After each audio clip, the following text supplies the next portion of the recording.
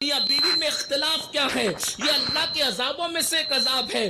99% لوگوں کے ساتھ یہی ہے، 1% لوگوں کا معاملہ الگ ہو سکتا ہے۔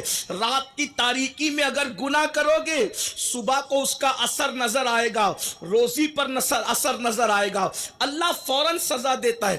قبر میں جو سزا ہے اس سے بڑی سزا، یعنی جیسے جیسے آگے بڑھتے جاؤ گے سزا بڑھتی جائے گی۔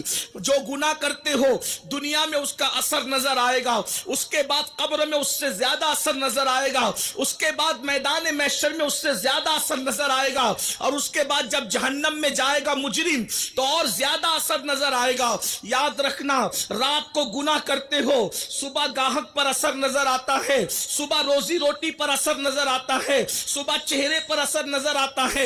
ایک بات میں آپ کو بتاؤں سچی سچی، اللہ کے رسول علیہ السلام پر جب یہ آیت اتری سبحان اللہ، ماشاءاللہ، بہت خوب۔ فبما کسبت ایدیکم، کہ تم پر جو بھی مصیبت آتی ہے تمہارے اعمال کی وجہ سے آتی ہے، تو اللہ کے رسول نے صحابہ سے فرمایا تمہیں جو کھجلی آتی ہے بدن میں وہ بھی گناہ کی وجہ سے آتی ہے، آنکھیں جو پھڑکتی ہے وہ بھی گناہ کی وجہ سے پھڑکتی ہے، جسم کا کوئی عضو لرزتا ہے وہ بھی گناہ کی وجہ سے لرزتا ہے، چراغ بجھتا ہے تو گناہ کی وجہ سے بجھتا ہے، پیر میں کانٹا چبھتا ہے تو کوئی گناہ کی وجہ سے چبھتا ہے۔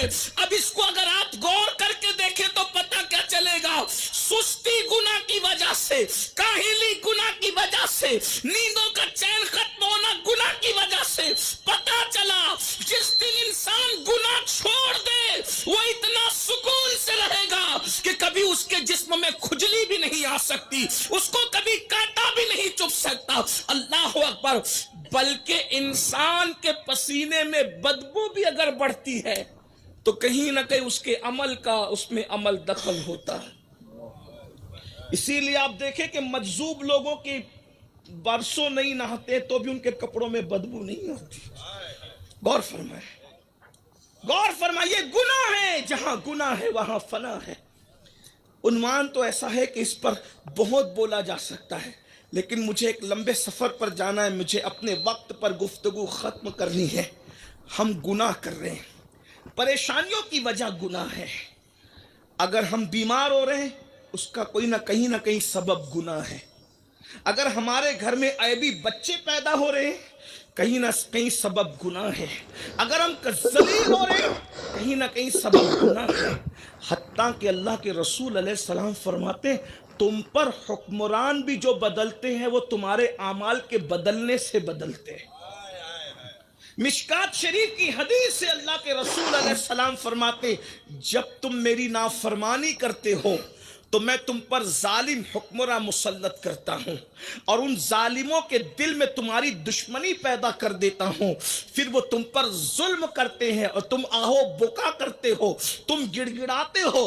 اللہ فرماتا ہے حدیث قدسی میں کہ تمہارا ان کے پاس گڑ گڑانا کوئی کام نہیں آتا، اگر گڑ گڑانا ہے تو میری بارگاہ میں گڑ گڑاؤ۔ میرے پیارے آقا صلی اللہ علیہ وآلہ وسلم کے پیارے دیوانوں، ہر انسان مسائل کا شکار ہے، ہر انسان بربادی کا شکار ہے، ہر انسان جو ہے وہ روزی روٹی کو لے کر، بچیوں کے رشتوں کو لے کر، رشتہ داروں کے معاملات کو لے کر، گھر والوں کے معاملات کو لے کر، دوستوں کے معاملات کو لے کر سب پریشان ہے، اور ساری پریشانیوں کی وجہ گناہ ہے۔ میرے بھائیوں، کب تک گناہ کرتے رہو گے؟ خدا کے عذاب کی شکلیں مختلف ہے۔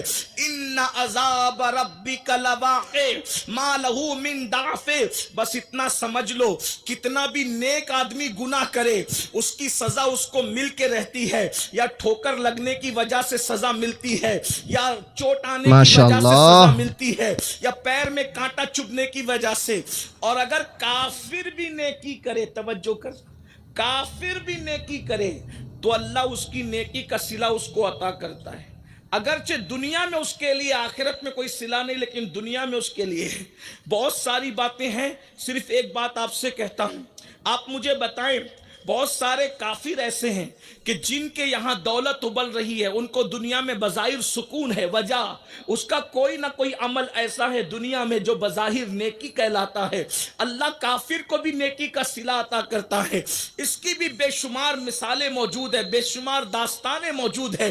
لیکن سب سے ہٹ کر اب آئیے میں آپ کو بتاؤں، انسان جو گناہ کرے گا اس کو بھگتان دنیا میں بھی بھگتنا پڑے گا، قبر میں بھی بھگتنا پڑے گا، اور حشر میں بھی بھگتنا پڑے گا، اور آخرت میں بھی بھگتنا پڑے گا۔ آپ کہیں گے کیا اللہ کریم نہیں؟ بے شک اللہ کریم بھی ہے، رحیم بھی ہے، ستار بھی ہے، غفار بھی ہے، مگر وہ قہار بھی ہے، وہ جبار بھی ہے، وہ غیور بھی ہے۔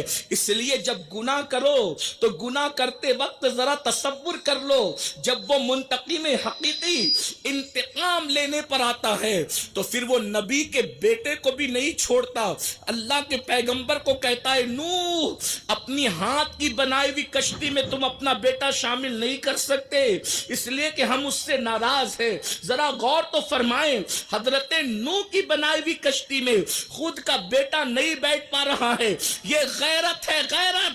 اور اصحاب کہف کا کتا جنت کا دولہا بنایا جا رہا ہے، یہ رحمت ہے، سبحان اللہ، رحمت۔ ماشاء اللہ، اگر بہت رحمت خوب۔ کرنے پر آتے ہیں تو کتے کو بھی جنتی کر دیتے ہیں، اور غیرت کرنے پر آتے ہیں تو نبی کے بیٹے کو بھی جہنم کا ایندھن بنا دیتے ہیں۔ اس لیے انسان کو بہت سوچ سمجھ کر زندگی گزارنا چاہیے۔ اپنی گفتگو کو سمیٹتے ہوئے یہ بات یاد رکھنا، اللہ کے عذاب کو کوئی برداشت کرنے کی طاقت نہیں رکھتا۔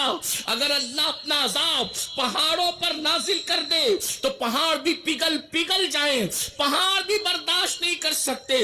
میرے بھائیوں، یہ ٹینشن کیا ہے؟ یہ اللہ کے عذابوں میں سے ایک عذاب ہے۔ اسی طرح میاں بیوی میں اختلاف کیا ہے؟ یہ اللہ کے عذابوں میں سے ایک عذاب ہے۔